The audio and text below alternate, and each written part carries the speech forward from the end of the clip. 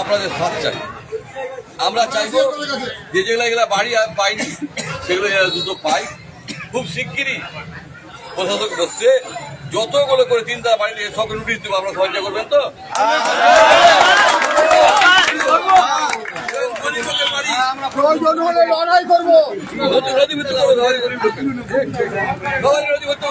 বললাম যে আমি চাই গরিব মানুষ বঞ্চিত না হয়।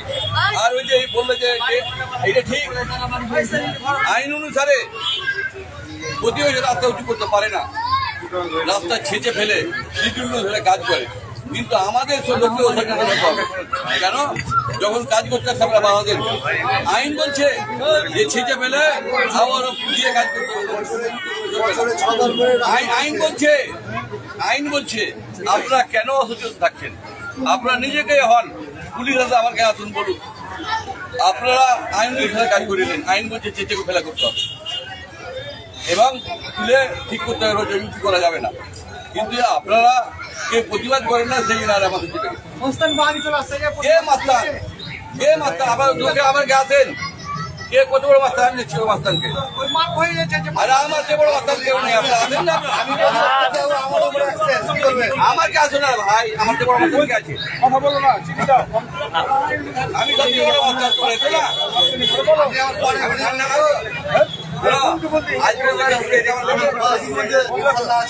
আজ মনে ঘুরেছে কেউ তুমি কাজে যে হয়নি ওর কাজ, একটা লোক দেখে দাও।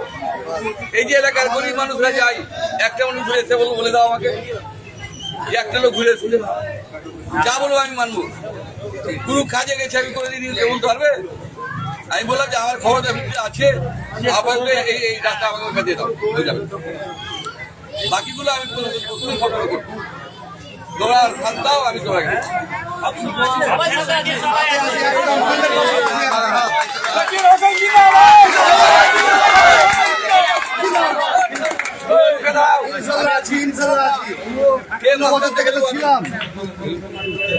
জনসাধারণকে